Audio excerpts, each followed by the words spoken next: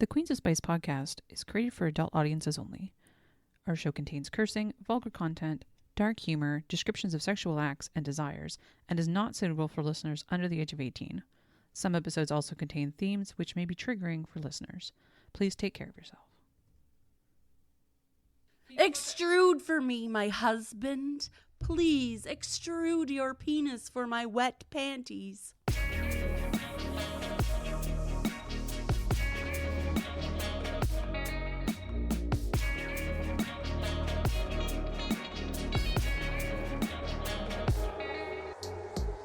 Welcome to the Queens of Spice podcast. I'm Rachel Ragachu, your Pokemon master, and your host for this evening. I'm here with my two BFFs, Ash and Jack. Hi, guys. Hi.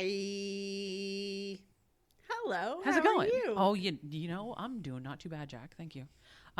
Tonight we are reading I Married a Lizardman by Regine Able. It's published in 2021. It's the first book of the Prime Mating Agency series. This is the one that started it all. It's like a 9-book series. This started it all. It's a 9-book series. I think she's still writing that. She is. Yeah, she just released one, and she's probably going to release some more, because why wouldn't you? I think the Dryad one was the most recent one, maybe? Yes, Dryad one just came out like a couple months ago, I think. Yeah. 2 months maybe. So, as a third daughter on the farming colony of Materion, Susan's future prospects aren't too promising. A pretty face, top-notch skills, and hardworking means nothing when your dowry doesn't include fertile lands. With her 25th birthday approaching, and no suitors even remotely sniffing in her direction, Susan will be forced to leave the family lands to work as an indentured servant to the capital city. Her only way out is to settle an arranged marriage through the PMA, the Prime Mating Agency. She just never expected to be paired with a grumpy, massive lizard man, and above all, not to grow so fond of his scales and quirky ways. What? With everything going on, the last thing Olix needs is a mate, especially a squishy, scaleless off-worlder with strange ways and an obsession with farming. He is a hunter, not a dirt digger. The seer must have been mistaken when she insisted that, for the sake of his people, he take a mate from the stars. How could such a tiny thing be their salvation? And yet, his Susan's softness is disturbingly attractive, while hiding a surprising resilience. With his ancestral lands on the line and the future of the clans threatened, could this wisp of a woman turn their fate around? Ooh. Dun dun dun. So, Regine Able has written a series. It's quite a series. This started in 2021, and she's written. How do people write books like this? Insane. You know what I do think? I wonder if she has written a lot of these books before and is just publishing them now. I mean, to be fair, the books aren't super long. Yeah, they're like 200 pages a piece, roughly. And I remember watching a TikTok where Rebecca Yarrow said, like, basically she basically wrote Fourth Wing in like a couple months. That's wild to me. So, I mean, yeah, and so Fourth Wing was like 500 plus pages or 500 pages. yeah. So like, yeah, I guess. Yeah. I don't know. So I mean, I am impressed, I guess. I'm not this is good. Yeah. Amazing. Wonderful. Fantastic. I love you. So the other books include I Married a Naga, I Married a Minotaur, I Married a Birdman, I Married a Merman, I Married a Dragon, I Married a Beast, I Married a Dryad, which just like we mentioned just came out recently. Recently when we're recording. Not so much recently when this comes out. It's like end of August. So the Prime Mating Agency, which is kind of the overarching like story behind all the books. These are all technically standalone novels. So like, because the first one I ever read was like I Married a Dragon, because of course I did. And then I read I Married a Minotaur, which was wonderful. And then I read this book. I read this one because I thought I should read them in order, and that was when I realized I didn't need to read them in order, because we all know Ashton has a problem with reading books in order. Yes. Everything has to be read in order. Exactly. I read these. It was chaos when I only read one because I'm like, I want to read this dragon one, and I'm like, maybe I want Minotaurs next. Why not? I'll try Minotaur. I wanted to read the Minotaurs. And So this was I read actually this the one I think I wanted to read the least. Was I Married a Lizardman? I wanted to read I Married a Naga the least because snaky parts. Oh, you don't like snaky parts? No. Snakies. Ew. Remember, they have 2 penises. Oh, Jesus Oh, Christ. right. We're gonna go there again, are we? You know what? Let's not. Let's say that's in the past. We're moving on. That led into duck penises, and that just Oh, spiraled corkscrew fast. penises. Well, they It did spiral, didn't it? Good call, Jack. So Prime Mating Agency basically is funded by like the United Federations or whatever the heck it is, the United Nations. Galaxy dudes that overlook everything. And basically what they're trying to do is like set up places that have recently become part of the universe or part of like they've broken the Prime Directive recently. And so they're still kind of primitive planets and stuff, and they're trying to reconnect them to the rest of the galaxy. And the way they're doing that is by like setting up mating situations through bitches basically. Actually, that reminds me, do any of them have mates that are men? I don't think they do yet. I don't know. They're I only all read 2. Oh, did you only read? What was the other one you read?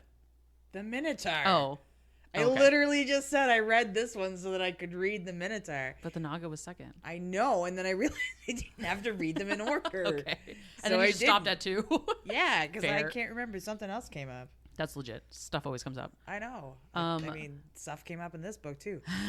But ching. So as mentioned, Susan Jennings, who's the main character, the main female character, this is written first person perspective, and it bounces back forward between her and Olix's perspective. I love Olix's name. He's cutie. So when they first, he's a cutie. He's a lizard guy. They're like really tall and just scaly and whatever. Does your lizard have a belly button? Yes, he does. It's like, it looks like a gecko. He's a lizard man. Jacqueline's drawing me a nice little lizard man. I don't have a coloring sheet for this episode. Life got in the way and I couldn't make a coloring sheet. I love how it has like man legs, a monkey tail, and then like the weird gecko hands. This is quite it's a lizard tail. It looks like a monkey tail. Damn it. Looks a little monkey-like. Looks a little prehensile. I will say there's no tail stuff in this. I don't think his tail Unfortunately. bends that way though. No, not really. I think it's used like more for balance. Correct. Yeah, it's more like kangaroo style tail, where it's like it's. Sorry, I just gave you a visual. Yeah, of him balancing on his tail while he bones her. It's A kangaroo. Can you imagine like bouncing it off the wall and like using that to push himself into it? Yes, I could imagine that. Thank you. I know you could. Thank you for that Yep. visual. So Susan, again, like as per the summary, she's the third daughter. Okay, I'm sorry to interrupt you. We get so used to having like names that are not your grandmother's name, and every time you say Susan, I think you're talking about the author. Oh, Regine, who has a more fantasy sounding name than the actual. Yeah. So yes, Susan. yeah, Susan. But to your point though, the planet that Susan is from is like basically it's an Earth colony and it's a farming planet, but it used to have religious status. So like I forgot about that. Yeah, so they were basically like Mennonites, more or less. Like they were very reserved and like. But what does religion have to do with the name Susan? It's just a pedestrian name. Like Pedestrian. I don't know. They just have normal, So basic ass pedestrian, Susan. fucking names, boring names. Even my name's more interesting. It's true, 100%. So yeah, Susan's the third daughter. The third daughters on that planet don't inherit anything because it's a matriarchal society. So the first daughter of the family inherits everything. The second daughter is like their executive, and then like any children they have would then get lands and stuff before any third or fourth daughters would. So that's an important plot point to hear. So Susan is trying to find a way to basically like better her position in life. So she goes to the Prime Mating Agency, which has they end up having like a little like kiosk basically on her planet at the market or something. It's a thing. Sell yourself to the primenatal people. Prime mating. That word didn't come out. Try it again. That got away from you. Yeah, it like got mixed up in my mouth and was like, I'm gonna trip over myself and fall out. Wonderful. So. Blah, blah, blah, blah, blah, blah, blah, blah, blah. Thanks for that interlude. I'm a vampire. Vampire. Blah, Reverse vampire. She's an orc. blah, blah, Thank you, Ashton. Stop. A lot of the third daughters on this planet actually go to matchmaking agencies in order to like better their places and end up off world basically. And so Susan's one of them, and she ends up at the Prime Mating Agency. And so they're known for true matches because of the Ternan, I think they're called. They're like the bird people who like read empathy off of humans. This the one in this particular case is called Keog. Temern? Temern? Temern? Bird guys. Timon and Pumbaa? The bird Hakuna Matata. the big bird dudes. who have emotional stuff. Yeah, they like read emotions on people. And so they have this like very specific matchmaking service, and that like they can read the emotions of people and like match them up with like their true mates, basically. Yeah. Oh my god, it's like eHarmony for lizard people. Or just It's aliens in general. alien, all species. eHarmony, alien species. Yeah, except and it's a guy that matches you, not a algorithm. Is it MennoniteMingle.com? Ooh, look at my ankle. I like your bonnet. That's a nice bonnet. So because she's from this planet, she's like she still has this air of like modesty, and so she ends up being matched with Olix and moves to his planet, and they don't wear clothes on that planet.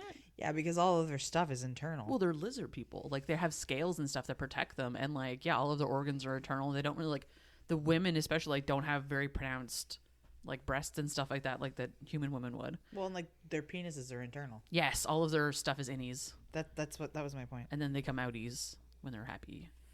And they extrude. Which I kind of love.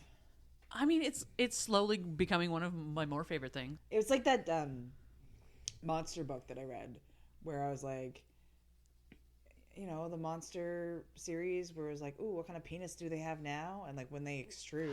Oh, yeah. I'm like, that's cool. I never read that series. I got to read that. You really should. I feel like really should. It's definitely like up my alley. Yeah, it's really delightful. Maybe all the different monsters are fantastic. I'll hit you up for that later. We'll talk. Yeah. I mean, not like we're not going to talk about it, right? Do we talk ever? No. What? Are we friends? Who are you? Who are you? I don't know anymore. So Olix is the Olix Nillis. Nillis? Nillis is his last name. Nillis. He's the Anturian chief hunter of the Monku tribe on Zincania, which is the planet.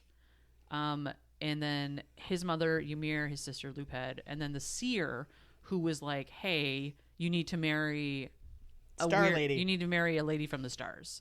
And so this was why he signed up with a matchmaking service. And he was basically like, I don't care, just someone who's not from this planet. Was his only like parameter. Yeah. And so like Susan finds that out and she's like, oh, that's super romantic, like whatever. But again, I mean, if you're signing up for a prime mating agency to get hooked up with some alien guy, are you really you're like, wow, there was no romance involved.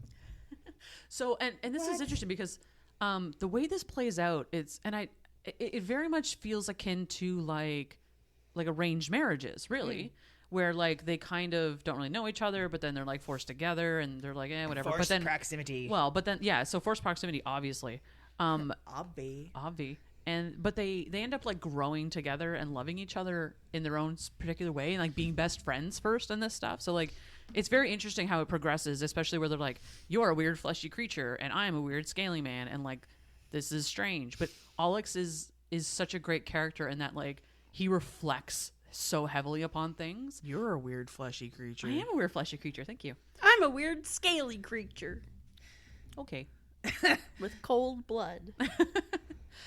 So Olix has a lot of reflection in that, like, he's like, oh, this is kind of a weird fleshy creature, and they have weird, like, they do stuff strangely as humans, and it's like kind wear of, clothes. Like wear clothes, and like they have weird customs. And what is kissing? Why would you put your lips together? Oh my god! I will admit one of my favorite things is when a character who is not of that culture realizes what kissing is, and they're like, wow, this is revolutionary. I cannot believe you put your mouths together like this. And it's like, and he can't stop thinking about her soft lips and stuff. My God, yeah.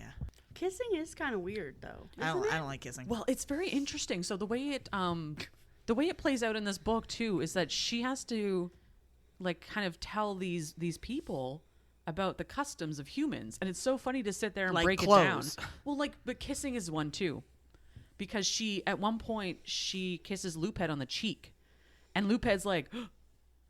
Like, what are you doing? She's like, wait, sorry. I'm not coming on to you. I recognize that that's a thing that, like, I said earlier that, like, when I kiss my husband on his lips, I'm not coming on to you. I'm not attracted to that. Sometimes, like, when you care for somebody, you kiss them on the cheek to show your affection for them. Sometimes you kiss them on the forehead. Like, And so she has to explain what those things mean. Kisses are my favorite. And then if you have children, like, it's not weird necessarily. Correct. Oh my God. And so one of the other things she has to explain to me, especially early on, is she, like, her skin goes flush because she's embarrassed about something. And this is like when they're like first like doing the marriage ceremony thing. Her face goes flush, and he's like, because for his people, when their scales turn flush or red, it means they're angry and they're like gonna fight. And he's just like so taken aback by this. And it's actually Keogh who describes him. He's like, oh no, humans, when they get like embarrassed or sometimes angry, but usually it's an embarrassment kind of situation, their skin gets flushed. And he's like, there's other things that humans do as well, that like their skin will take different tones depending on how they're feeling or whatever. And so in similar way to the lizard people, except the colors are all different. So it's an interesting kind of and this happens in all of these books too, is what I'll say, because like, and especially all the women are humans. Yeah. And so you have these like different, they all come from different circumstances, but they all end up in the same scenario just with different people. So it's the same book again and again, but in different ways. Yeah, it's that like the structure is the same. Yeah, the basic premise is always the same, but like the stories always work out in different ways. Yeah. But realistically, like the woman is always put in a mate situation to better their society to some point too, because that's the objective of the primating agency. So in this case, Susan has been plopped onto this place to help them better their society, in that they have the most fertile lands on this planet in the entire galaxy, and they are not being used for farming. Because these people, the first contact they had with any other creatures outside their own planet, they enslaved the lizard people and made them work the lands. And natively, they are not dirt diggers; they are hunters and gatherers. They don't want to be. And they don't want to be dirt diggers, and it's not an inclination they have. And so there's this huge tension throughout the book, because Susan is a farmer, and Susan wants to farm, and this was her prerogative for coming to this place, is that she was going to be granted lands that she could actually grow and nurture and care for, because that's what she learned. But she was never going to be able to do that on her planet, being the third daughter. So when she came to this place, she's like, oh shit, fertile lands, let's do this. And then of course, Ymir, who's Olix's mother, when Susan brings this up to her, she like almost goes into a rage. Yeah. Like, we are not dirt diggers. That will never happen here. You are not allowed to do that. Mother-in-laws, I'm telling you. Well, and she's very protective of Olix and his position, because like, because they are going through this almost famine or feast situation, where they like their game in the local area has been like kind of moving away. Yeah. And so it's harder and harder to get meat, and like and it's harder and harder like to gather and stuff. And so the resources seem to be getting depleted for reasons. And then in the meantime, they have this conglomerate that landed here that have like tourist areas and destinations and stuff. And so it's almost like a leisure planet to some degree. But they want to buy up their lands, these fertile lands. And they want to, like, who knows what they want to do with them. But they're trying to buy them from them. And they don't want to sell their lands, obviously, because that's their culture. It's like, this is the land they've always had. They're like the natives of the planet. And it's that overarching, like, and I found this through, I only read the 2 books, but I found that it's the overarching, like, people suck. Yeah, and so this is the point of the Prime Directive being broken, is that, like, these are what they consider primitive planets. And so somebody came in, rolled up to these planets, and fucked them up somehow. Yeah. And so these women are kind of dropping into these scenarios of, like, trying to unfuck up the place. And by doing so, like, helping the culture come to and like almost a mediation of merging technology with their own kind of history and their own traditions. So what you're saying is, women fix the problems. That's certainly the direction Is they're there going. a theme here? Regine, Like, what are you saying? What do you I mean, Miss maybe Able, we, what do you maybe we need to read more of the books in order to figure out if that's an overarching theme. But I feel like it's kind of a general theme for life in general. So what I will say though is that the big theme that runs through all of this is perspective. Yes. And it's about like especially in this book, like it really pushes the like, hey, just because we're all different doesn't mean we all can't collaborate and work together with our own technologies and our own knowledge in order to like better ourselves all together as people. Because as soon as she marries into the clan, she's clan mistress, and like they treat her as such. Like she is that the word they use? Mistress, yeah. Oh. So she is like a valued part of their society. And so she's very cognizant of that too, especially after that first like confrontation she has with Olix's mother about farming in general. So she like tiptoes around it very carefully. Did they have the sex right away?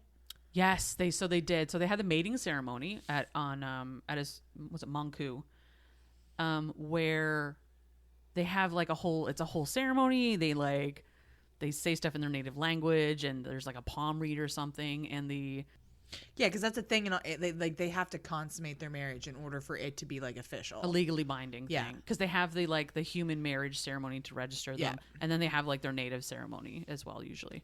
Damn, sexy book needs to have the sex in order for the sex to sex. Yeah, you gotta have sex.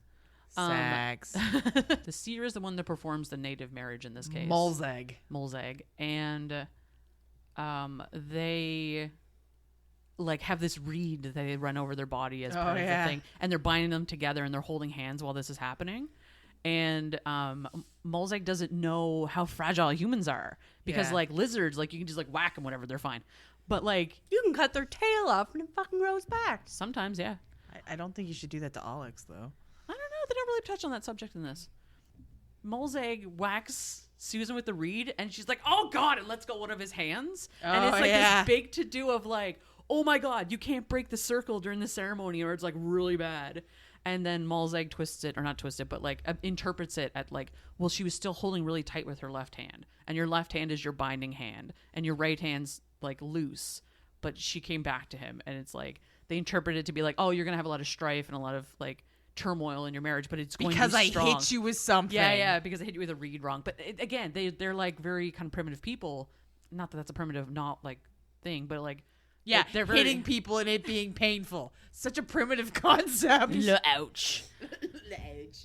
But part of they're very traditional people, and so that is really setting the precedent early on that like they're incredibly like they're very much again like for their tradition.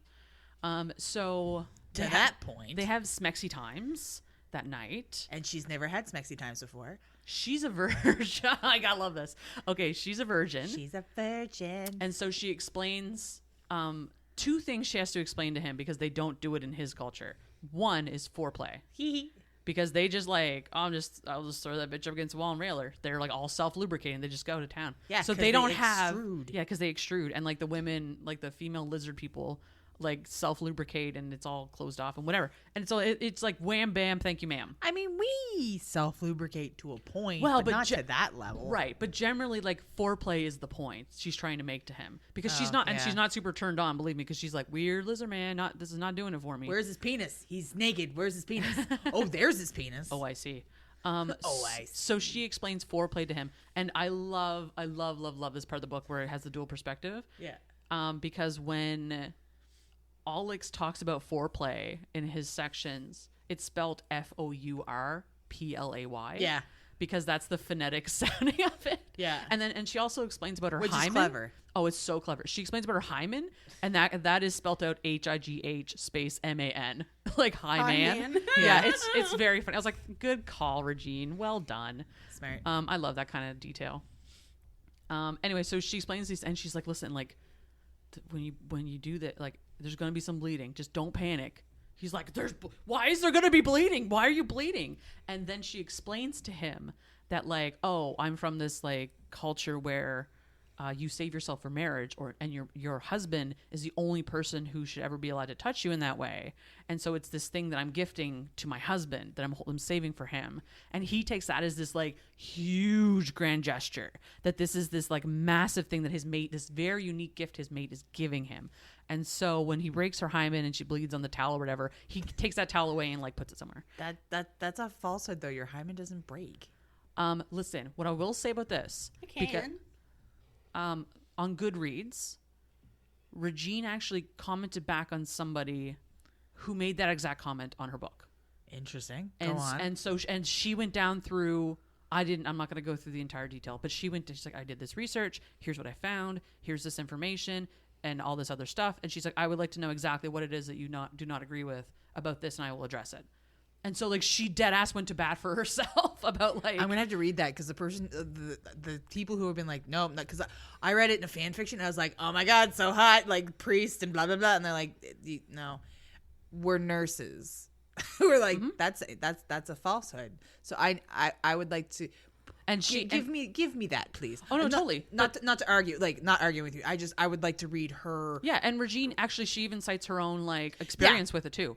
So, like... Oh, listen, it's a thing, like, most people go through. They bleed, but it's I don't think it's a, like...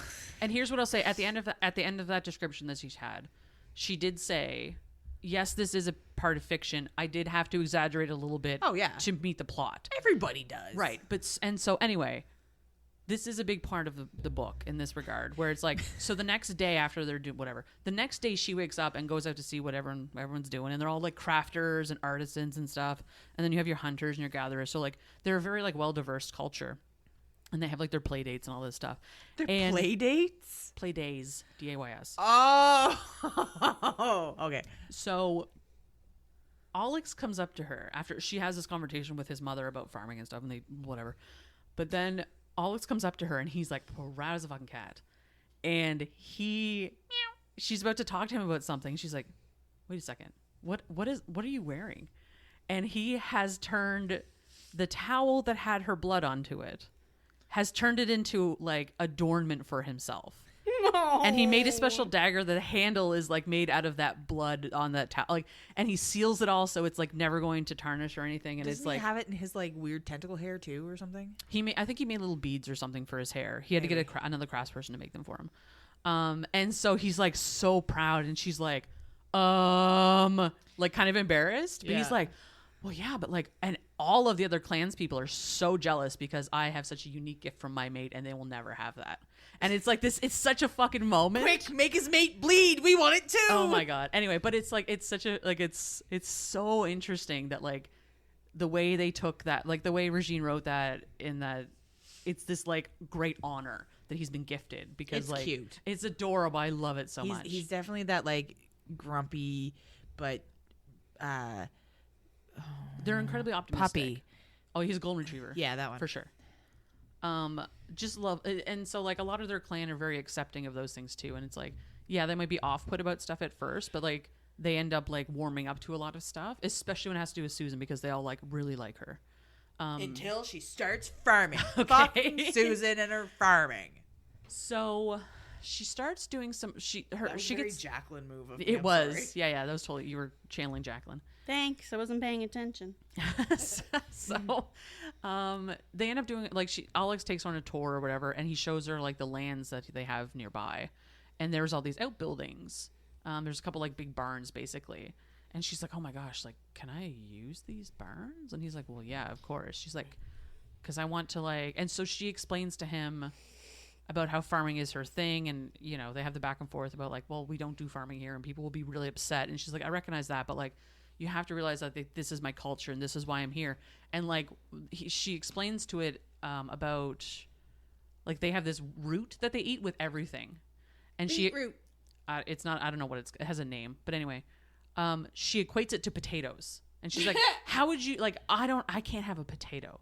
I need a potato. We have potato this and potato that, and use potatoes for everything. And Potatoes, precious. Oh God. And Boy, so I she's love like, mashem. so how would you feel if you could never have that root again? Because that's how I feel never having potatoes again. And so this is how she uses it to like, she uses like an empathetic kind of situation to make him, to help him understand that like this is important to her. And so he kind of concedes, and then they like are between Olix and his sister Luped, who's like the builder of the place. Like she makes stuff.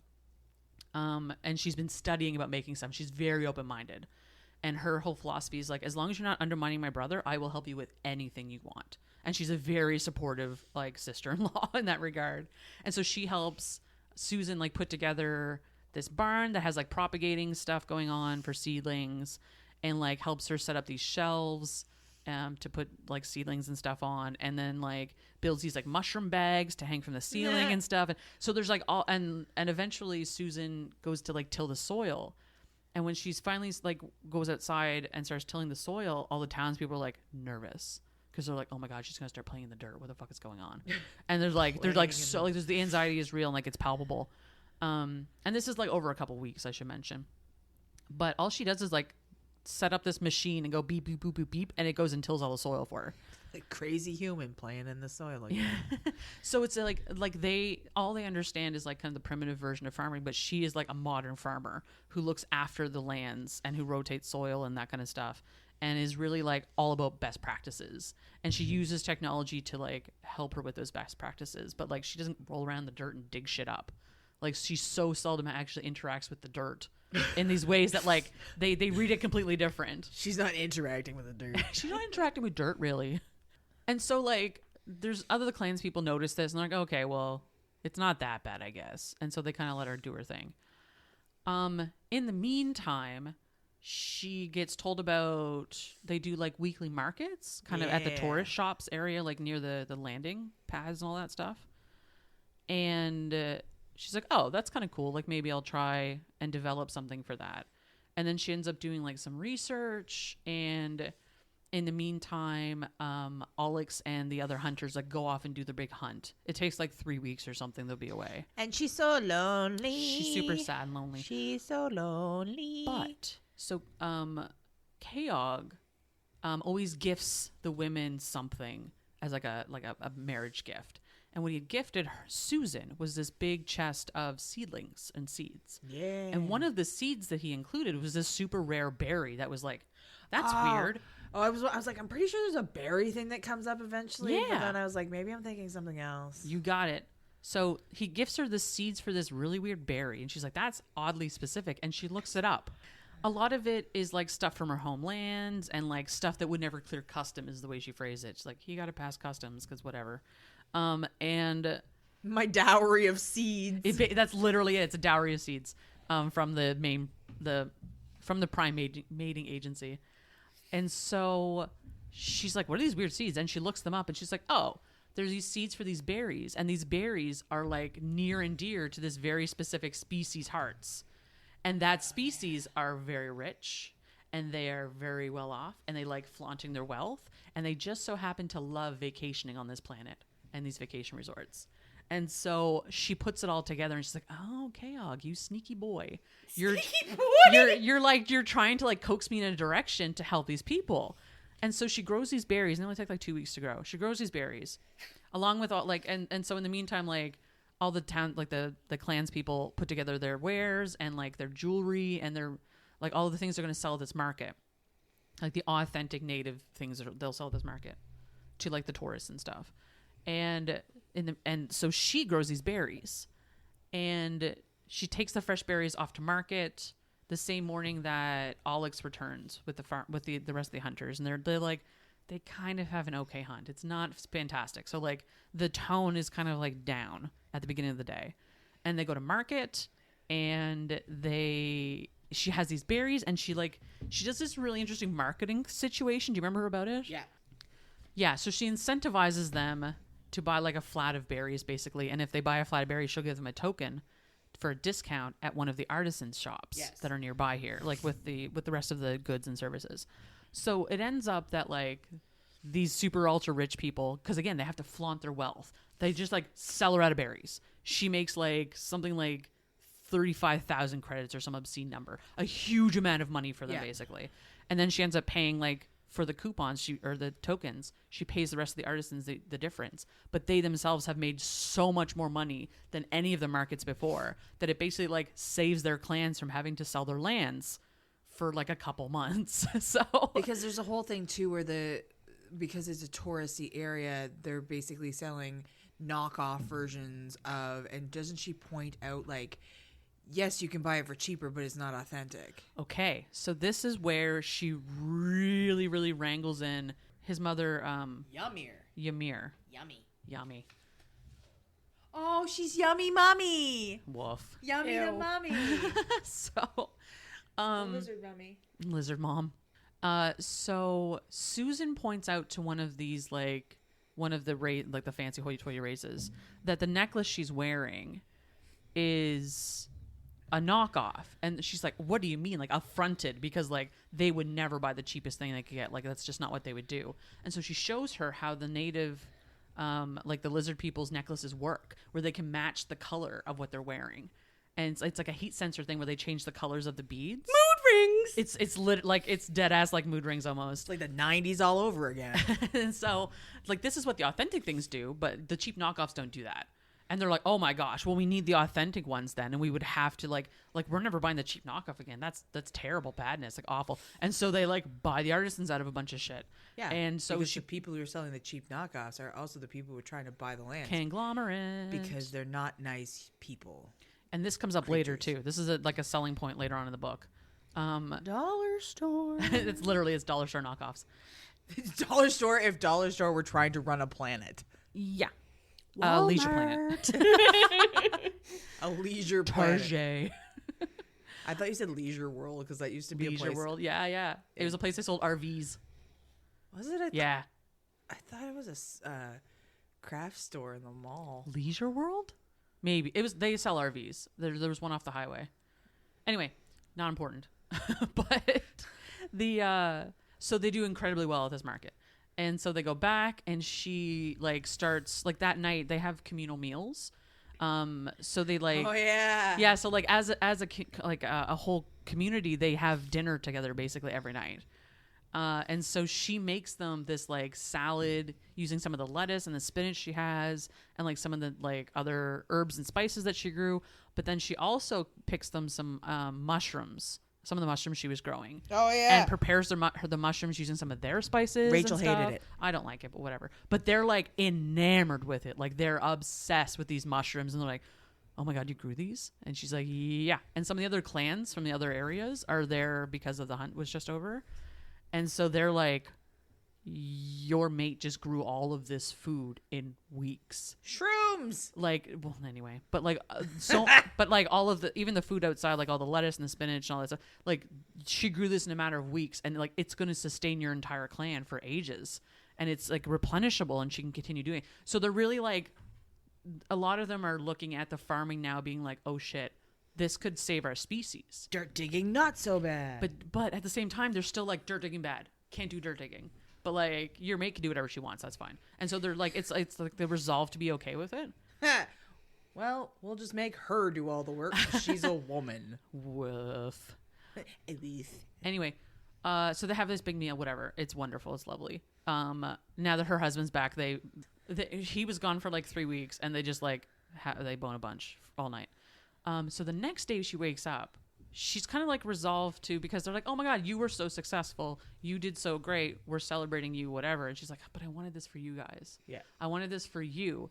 And to the point that they're like, we can build you another barn to help with these things. And then we were talking about opening a shop. Do you want to open a shop? And like, because she made some deals with the species who were obsessed with the berries, she made this deal with them to come to the village twice a week, and she would sell them fresh berries from that day. And so it was an ongoing commitment to sell these berries. And so they're like, they dead ass build her a shop, and they build her this other barn and stuff so she can propagate more mushrooms and things like this. Shrooms. Jacqueline, you're being oddly quiet. Do you have any questions? Mushrooms? Are they magic mushrooms or just No, regular? she makes portobello and was it oyster mushrooms? Oh, yum. I love mushrooms. Were they moister than an oyster? I don't know the answer to that question. I can't believe those words just came out of my mouth. I can. I don't know the answer though. Can't tell you. I don't partake in mushrooms or oysters. I do have a question. What's up? Well, is it kind of annoying that like now all these fucking tourists are going to be coming by? Well, so she clears it with the clans that and so here's the thing too. They build the shop at the landing bay, like, so it's not even in the town per se. It's like outside the town a bit. Oh, but she okay. does run it by Olix to see if it's okay. And I don't know if you knew this, Jack. They deal with a trade system here, like amongst the clans. There's no currency per se.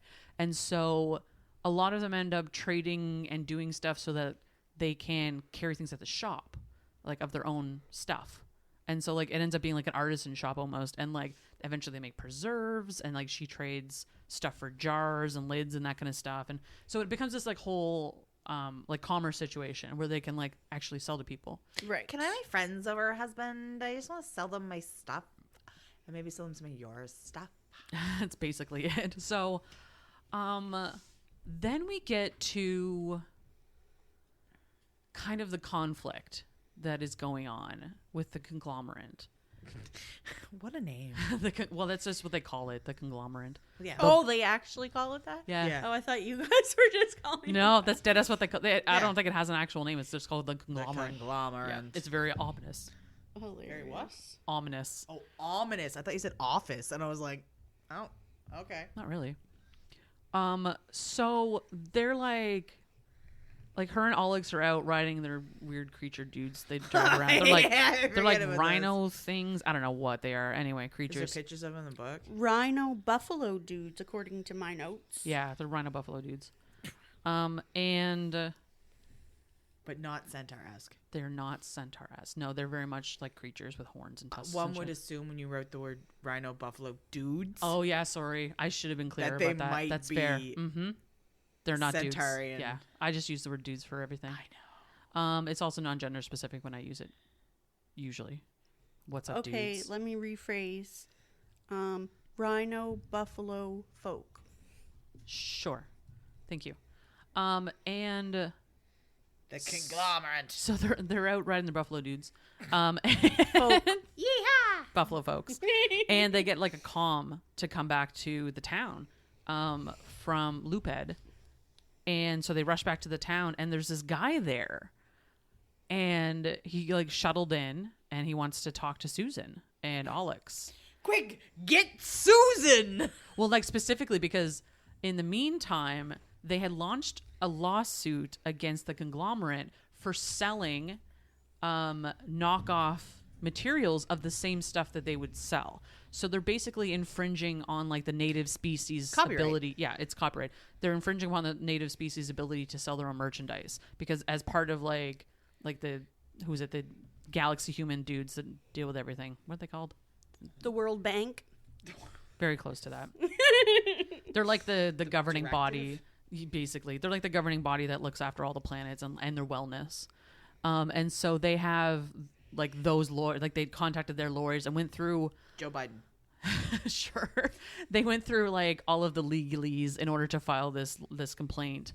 And so the conglomerate dude rolls up and he's like, pushing his weight around, being like, you need to drop this lawsuit. This is a bullshit lawsuit and we're actually not breaking any laws and blah, blah, blah. Donald and Trump. Olix, yeah, anyway. And then Olix like rips out all the article numbers that they're like breaching and per like this article number, like all this other stuff. And he just like lays down the law because him and Susan have been like researching all this shit and they know what they're talking about. Go, Susan! Go, Susan saves the day again.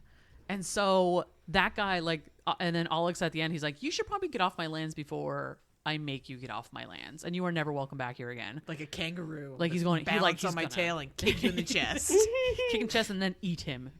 And They're people. they might. Who knows? People could be delicious. So he fucks off and he tries to do the same thing with the other clans. And so like they get a comm out to the other clans and they had like in the meantime warned them that this was like they were going on with this lawsuit thing and this complaint. And so they all told him to fuck off too. So off fucks the conglomerate. Wonderful. Off they fuck. Off they fuck. So that's like problem the first, gone. Problem the second, which Susan is out. It's the very end of the book. Susan is like out trying. She wants to grow those crazy roots that I talked about that were like potatoes. Mm-hmm. She wants to grow them in her garden, and she asks him if that's okay. And the gatherer's like, "Yeah, of course. Like we can help you with that." And so she goes out with the gatherers to kind of see where those things grow and what pH they need and whatever.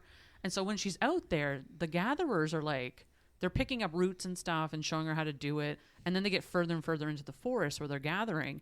And they start like bypassing some of the roots. And she's like, wait, isn't that a root you said was good? And they just kept walking by it. And then they were getting like really irritable and kind of like weird and off-centered. Yeah. And so she's like, what is going on? This is so strange. And then she spies like something that looks like a mushroom type thing on a tree. And she's like, oh my God, is that this? Like whatever it was, some weird fungus doodad. Blech, fungus. And they're like, no, that's not that. It's this other weird thing. Like, leave it alone. and they're like grumpy about it. And then she's like, okay, cool. And then they look around like dead ass, like the head gatherer looks around and be like, well, I guess this is all we're getting today. It's another disappointing haul. And Susan in the meantime is looking like, there's so many roots here just laying on the ground that like are ripe. And she takes a picture of all the stuff that they missed basically. And then she gets closer to this weird mushroom thing, and she like is breathing it in closer. And then she starts getting like kind of weird and irritable. And she's like, what the fuck is going on? Like, this is like a weird spore thing that's happening. So she scoops it up for analysis and takes it with her. Sex pollen, but not sex pollen. Shitty sex pollen. The opposite of Anti-sex pollen. Yes. Grumpy pollen. Grumpy pollen. So she takes the grumpy pollen back with her. Grumpy pollen. I was really hoping it would turn into a fuck or die situation, but No, it's too we're wholesome. not there. It's too wholesome. Fuck or die can be very wholesome. Give me that book. You wreck me that book, I'll read it. Let's do it. Oh, now I gotta find fuck or die. Yeah, fuck or die. Gimme. I could definitely find you fan fiction that's fuck or die. I'll take fan fiction that's fuck or die.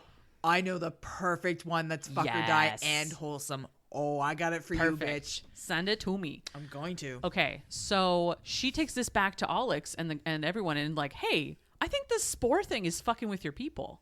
And if it's fucking with your gathering people, it probably fucked with all of the livestock that used to live here. Or like the game that they were trying to find that moved out. And he's like, oh shit, what the fuck? And so they get all their like fancy masks that they use for mining and like grumpy pollen. And they go and fucking eradicate grumpy pollen. And then like, how do they know? Like, what if they set it on fire and it makes it 1,000 times worse? they don't set it on fire. They just like collect it. They beat it with sticks. Yeah, then that make the worse. pollen. Yeah. Yeah. Why are we all so grumpy? I don't know. Keep hitting it with a stick. Keep breathing. But so the grumpy pollen like has less of an effect on Susan because like humans have not super advanced olfactory systems where like our smell it's not super keen as opposed to Susan. Yeah, Susan saves the day that third time. For being useless. For being a useless human. It is funny though because like the lizard people do make fun of her, be like, it looks like somebody tried to pull your nose off and like stopped halfway through her, and she's like, it worked, it paid off, you fuckers. I'm paraphrasing. And so anyway, that was the gist of it. that was the gist of it. And so they get a hold of like the overarching galaxy system human dudes, and they report this. And then they send their people in because part of their job is to like look after these planets and make sure they prosper.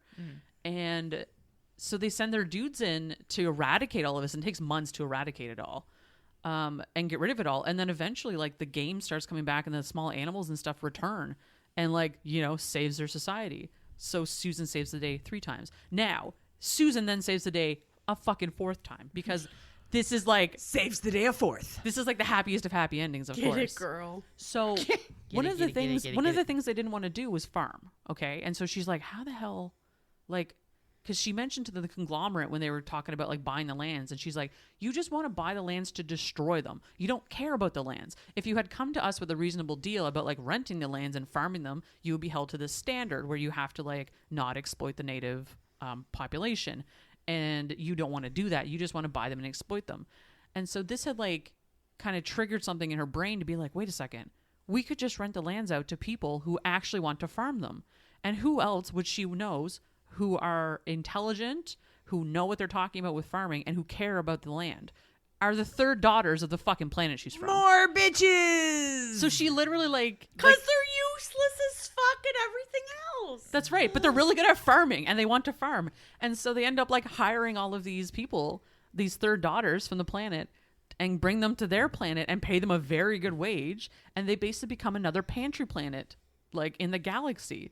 Pantry. So they end up like, it's like the most happiest of endings that you could possibly think of in a book. Everything just ties up, nice, neat little ending. And that's like the summation of it all. So, Jack, I'm going to get you to read something. It's going to get sexy. Oh, I was hoping it would just be about like the danger pollen or something, someone being grumpy or Sex making pollen. fun of her. Grumpy pollen. Why does everything I have to read have to be awkward sexy? The minute the door closed behind us, I made a beeline for the sturdy communal table in our family room while pulling down my panties. I kicked them off at the same time as my sandals and sat at the edge of the table. I need you inside me now, I said in an urgent voice, lifting the knee-length skirt of my dress. Desire and confusion warred on Olix's face, his nostril flaring at the scent of my arousal. Extrude, I urged him, pulling him to me by his chest harness still adorned with my blood. What about foreplay? He asked hesitantly, spelled F-O-U-R, play. I grabbed his right hand and placed it between my thighs. His palm cupped my sex while two of his fingers partially sank inside of me, feeling the slickness he had triggered. He made a rattling, hissing sound, his face taking on a dark expression filled with lust. You already lubricated for me, Olix said, his voice taking on a growling tone that had my nipples hardening in a blink. My husband extruded. His thick and long shaft stood proudly, almost menacingly, his own pre-lubrication making the thin scales covering it gleam under the light bathing the room. Olix slipped his arms under my knees, lifting them up while dragging me closer to the edge.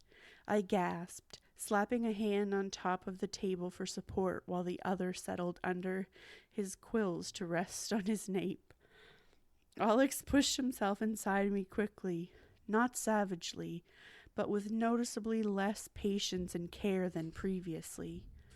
Although he was still a tight fit, and despite the 3-week separation, my body had begun adapting to him. It still burned a little going in, but I welcomed it, impatient for him to unleash his passion on me. My man crushed my lips in a hungry kiss, his tongue dominating mine as he started moving inside of me. Those scales and that crazy hump on top of his shaft were driving me insane with pleasure. In seconds, his cock was pounding into me. All I could do was cling to him and moan into his mouth while he wrecked me. Olix growled a few words in his language, and something shifted. Without stopping to rock in and out of me, he broke the kiss, forced me onto my back on the table, and lifted my legs over his shoulders. Touch yourself, he ordered, his hands settling on my hips before he began thrusting inside me at an even greater pace. We'd only watched porn videos once together, since my husband had confessed trying to learn how to please me that way. It had been an amazing bonding experience. Seeing a woman masturbate while a man fucked her had turned him on like crazy. Since then, he'd taken to asking me to rub my clit and fondled my breasts while he took me. As much as I loved pleasing him, it made me climax too quickly. By themselves, the scales and bump on his cock had me skirting the edge of ecstasy in no time. Touching myself on top was a killer. And sure enough, moments after I complied to his request, I fell apart. Olix shouted in pleasure but didn't relent, his fingers taking up where mine had left off while I rode the waves of bliss. My man loved how my inner walls contracted around him when I climaxed. As soon as I started to come back down, he suddenly pulled out of me, lowered my legs, and then flipped me onto my stomach. I yelped as the room spun around me. Before I knew what was happening, his right foot pushed mine to the side, spreading my legs, and he penetrated me from behind in one powerful thrust. I cried out in both pleasure and pain. He seemed to be almost possessed as he took me in a frenzy. Olix had gone full Anturian on me, his retractable claws poking out, stinging the tender flesh of my hips. Fear, pleasure, and blind lust had me pushing myself up on my arms and rocking back and forth to meet him, thrust for thrust. It was our first time doing it like this. He'd never felt so big and so deep inside of me. When he fisted my hair, yanking my head back, and his sharp teeth pressed on to the fleshy part of my shoulder, a blinding light exploded before my eyes and I fell apart again. If not for Olix holding me, I probably would have collapsed. He continued to pound into me until he finally found his own release. My limbs felt like jelly when he collected me in his arms and carried me to the bathroom to wash us both. Oh, how sweet. That ended up taking longer than expected when he took me again against the shower wall. That night, he woke me a few more times to have his way with me. My voice was shot from having screamed so much in ecstasy, and my pussy was wrecked from having been so thoroughly fucked. It was good to have my mate home.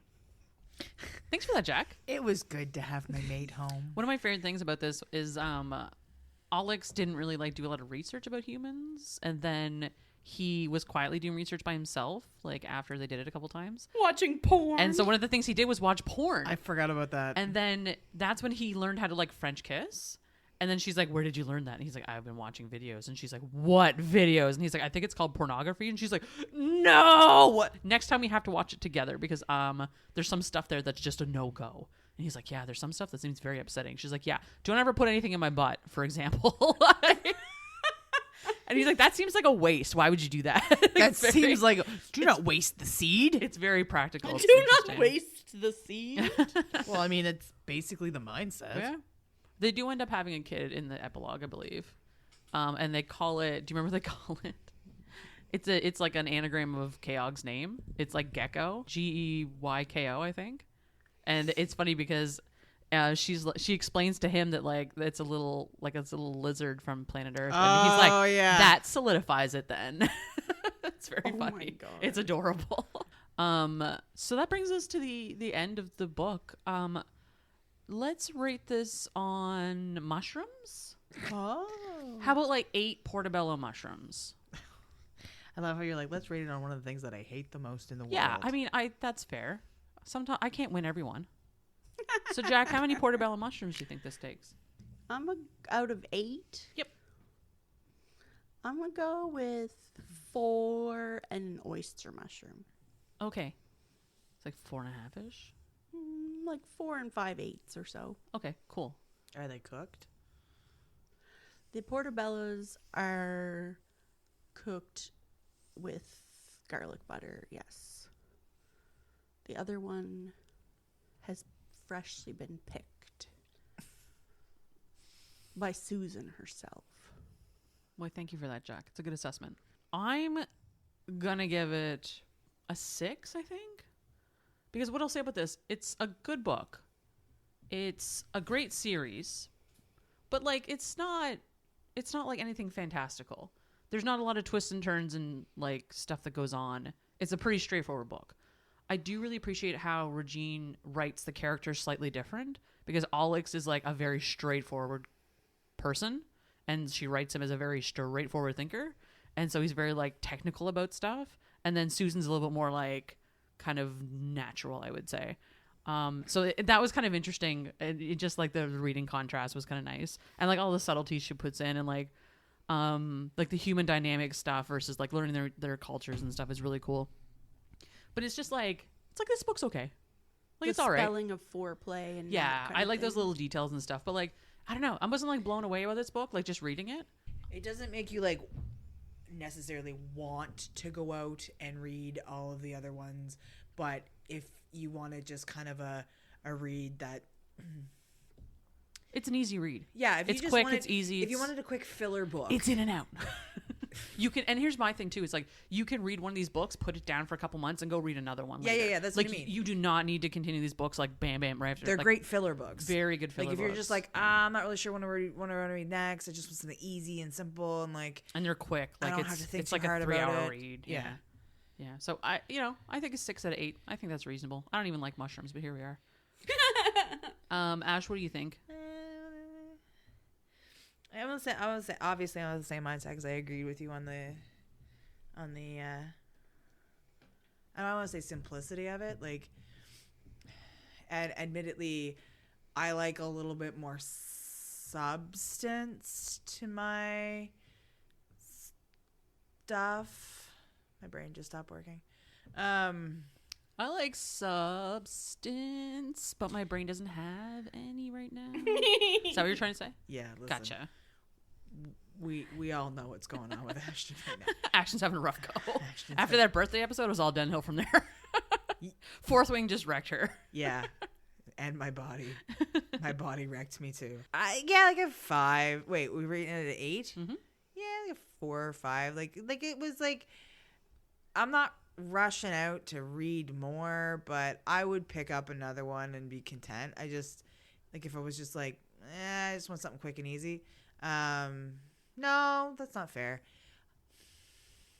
Yeah, like a 5. Yeah.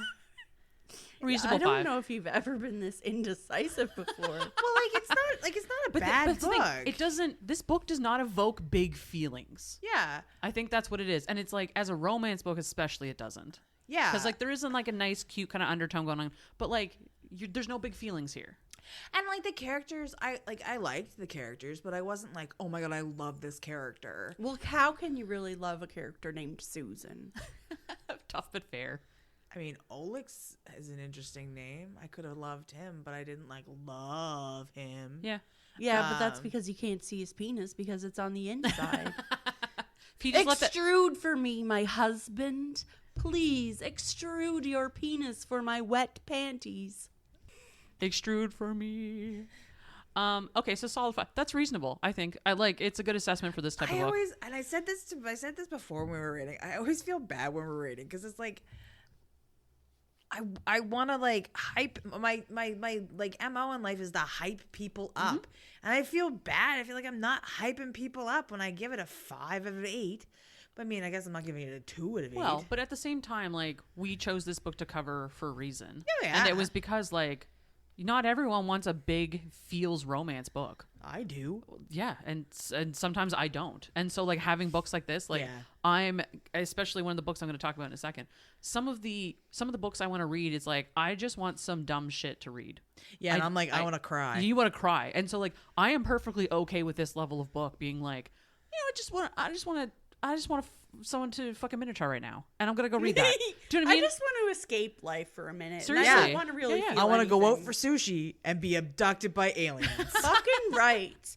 I'm just want to show you my picture that I drew because I didn't have a coloring sheet, and it doesn't look anything like the Lizardman that's on the cover of the Where's his book. penis? It kind of looks. It's inside. It looks a bit like a gecko, actually. With a monkey tail. With I the looked up monkey tail. lizard, and then I looked up human. and tried to combine them. And then I drew a tree. I love that she had to look up human. Well, I can't draw human. In fairness, I reference stuff when I do drawing sheets too, so like that's fair. Oh my Jesus. Well, thank you, Jacqueline. I love it. I think it's beautiful. I'm gonna put it on Instagram. I was gonna say we should Thank take a picture you. and put it on Instagram. I'm gonna put it on my fridge. You should put to Sam love Jacqueline. Oh yeah, it's a good idea. Aw. Also, love you, Sam. Thanks for listening. On that note, Jack, what have you been? Have you been reading anything, have you been listening to anything fun lately?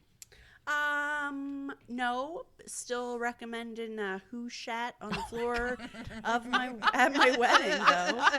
I love it so much. That deserves a second call. I'm out. gonna keep pimping that. recommending that until That's you fair. both listen. 100%. I agree, and I'm gonna listen to that. Ash, what are you reading? What have you read? Sorry. What's up, buddy? I read. It's a big sigh over there. Listen, it was so good. Okay. It was so good. So was mine. You go first, though. I read Love Theoretically by Oh, Ellie nice. It's on my list. Yeah. Yeah. Listen, Which came out it's like 2 months ago now. I don't even remember. It's her most recent book. Yes. Yeah. And I've read all 3. Well, I mean, I read her novellas too, and I read her fan fiction. But it's enemies-ish to lovers. Academia, of course, STEM academia, women in science, love it. They're physicists, and it's probably her nerdiest book yet. Oh, nice. Okay. She really delved into a lot of like dynamics within like STEM academia and like physics and stuff like that, which was really cute. And there was a cameo with Adam and Olive. I love that. And like, oh my god. So anyway, the main character, She is a physicist, and she's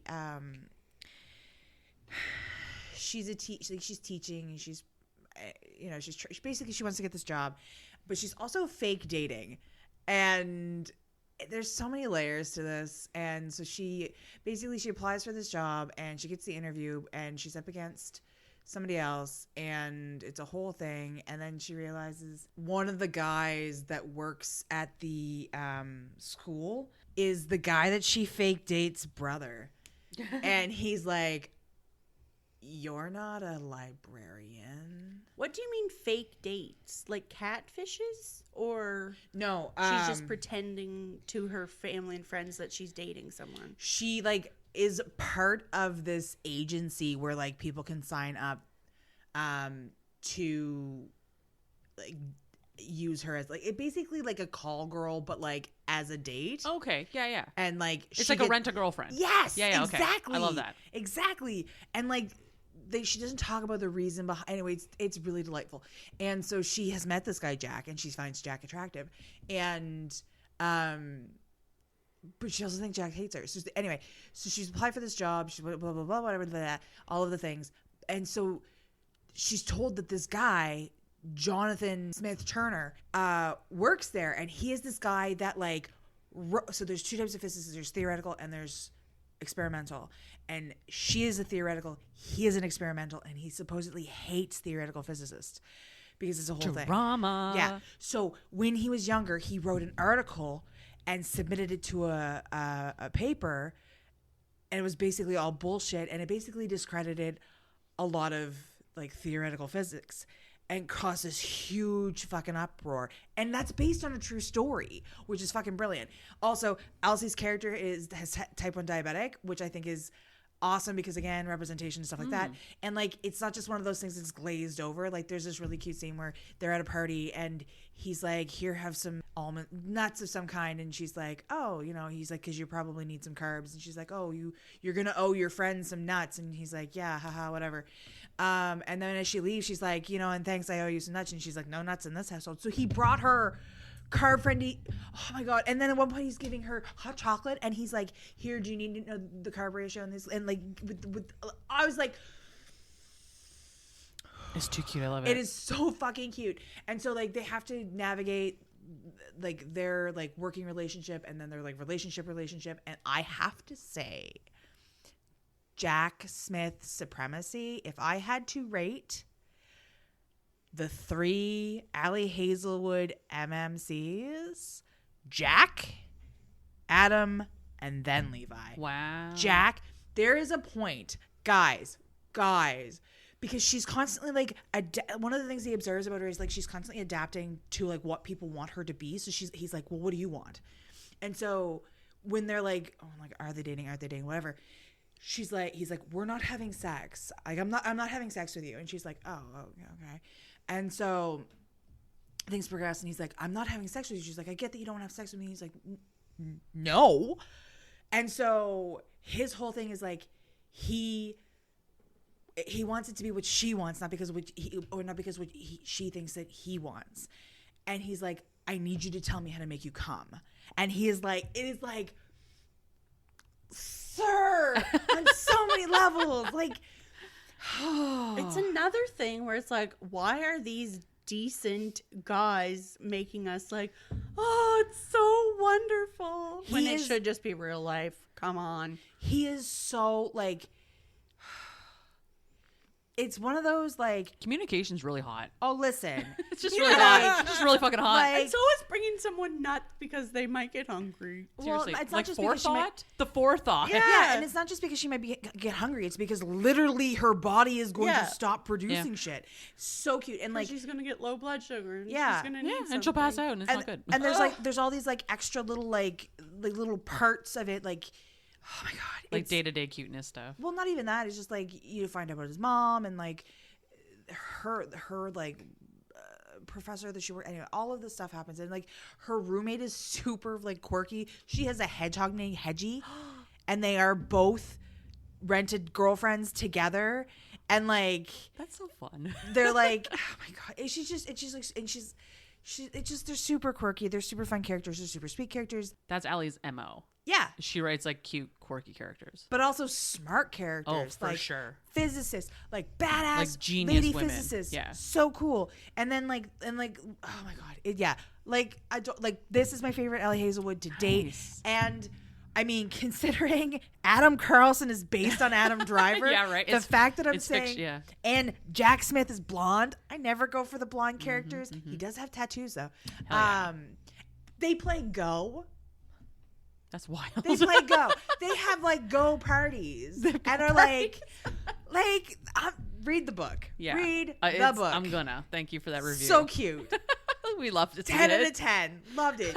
Jack Smith. I wish, I want one. Have some cashews, y'all. He'd buy me a puppy. He would. You should name your next puppy Jack. I Oh, can't. That's, yeah, I okay, you can't. can't do that. That's fair. Because John. of me. Because of me, right? You can't I'll name name your my puppy John. So, Jacqueline, I want you to Yes. listen very intently to this. Okay. I'm terrified. She totally picks these just for me, doesn't A she? forbidden exhibit, a taboo crush, and an impossible dose of saurian lust are about to turn what should have been a simple errand into a torrid interspecies affair.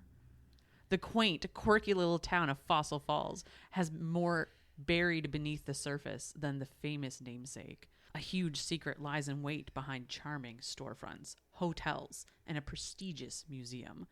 Behind that facade, permitting official Diana Jones is about to uncover the find of a lifetime. But when Diana's real reason for visiting Fossil Falls is revealed, this excavation may just turn deadly. Can Tybalt, Casey, and Diana work together to save the town's secret without losing one another? This is A secret dinosaur? It's called Erotic Excavation, and it's a collaborative book by Cleo Evans, Pamela Bones, and Vera Valentine. And Not Pamela Bones. it is a dinosaur human romance. What? So those last people, the Tybalt and Casey, they're dinosaurs. What? And they have this like cloaking stuff that makes them look like humans. What? But they're actually dinosaurs. But she, Diana, can see through their cloaking. What? It's like Titan from Gargoyles. But they're like look, he's an apex predator T-Rex. Oh, so But he he's has like- little arms. They have a human form and then a dinosaur form. But their human form is the one that's cloaked, and their dinosaur form is the one that gets uncloaked when they go angry and stuff. And so it's a whole goddamn thing. And so it's a dinosaur romance, but it's like a throuple basically, which I know is one of your favorite words. And it's like Yeah, because that's what I'm reacting to in all of what you just said. so they have like these half dinosaur forms where they like get it on and it's hot and stuff. And anyway, they have this like whole relationship together. And Diana is sent there because this like her boss has ulterior motives to get this place shut down because her boss is also a dinosaur. And Oh he my left God. Fossil Falls, but he wants Oh them my to like God. fucking die. Anyway, but then there's like one of the exhibits she's there like for the permitting office because they have to get a permit for something. She gets sent down to investigate this like other exhibit that's not been opened yet, and she's like, what is the holdup? What's going on? Turtles. And then she gets Teenage Mutant Ninja Turtles. Teenage Mutant and then Ninja so she gets Turtles. invited into the exhibit eventually after she meets these two dudes like kind of after hours at like a bar, and they go out for dinner and stuff, and they like have smexy time, and then she ends up finding out what this exhibit is, and this exhibit is like sexcapades for all the dinosaurs who live in this town. And so they keep it closed off. Oh my God, they have a speakeasy for the dinosaurs. The way I knew that's exactly what you were gonna say too. I was like, it's like dinosaur sex that they're hiding. I guarantee it. Oh my. It's a sex club goodness. for dinosaurs. How the fuck did I know that?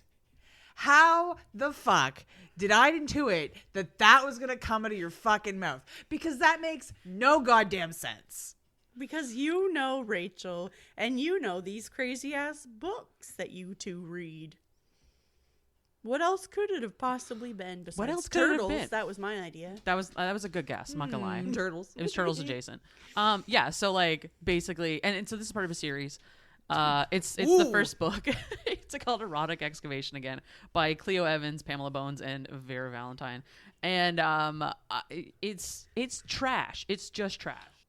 Do I find it hilarious that it took 3 people to write this book, by the way? It's just Yes. it's a collaborative book. Yes, I do. That would be like the 3 of us sitting around coming up with ideas, spitballing together, though. And it's a wild ride, so enjoy. Do you want to you want to get into some smexy dinosaur times? But it's not like wet hot Allosaurus summer dinosaurs. They're like sophisticated I have jobs dinosaurs. So like it's a little bit more interesting. Thank you Do for they making- wear hats? They can, yeah. Cool. This guy wears a suit. He's hot. Oh, dinosaur in a suit. You guys keep saying dinosaurs, and I keep thinking like the Jim Henson's dinosaurs movie, like TV show. Not the mama. Oh, is that Jim Henson? I thought so. Don't quote me on that one. I don't know. I don't know. Yeah, don't quote me. But- So speaking of unhinged books, fuck. the next book we're going to talk about is a little ditty. A little ditty. A little ditty called Tentacle Entanglement by Siggy Shade. Rachel deadass looked me in the face on several occasions and said, "I'm sorry for this." I'm sorry, not doesn't sorry. And it. buckle up. And what I'll say is that I wanted to cover a book by Siggy Shade. We're going to cover a book by Siggy Shade. And this is the least offensive one, I think. So you can get that from Kindle Unlimited. You can buy a physical copy from them if you want. Give that a whirl. And join us next time for that lovely adventure. Thanks for joining us, guys. Have a good one. Bye. Bye, guys. Thanks for listening to the Queens of Spice podcast. You'll find us on Instagram and Twitter at Queens of Spice. Or if you want to send us an email, you can reach us at queensofspice@gmail.com.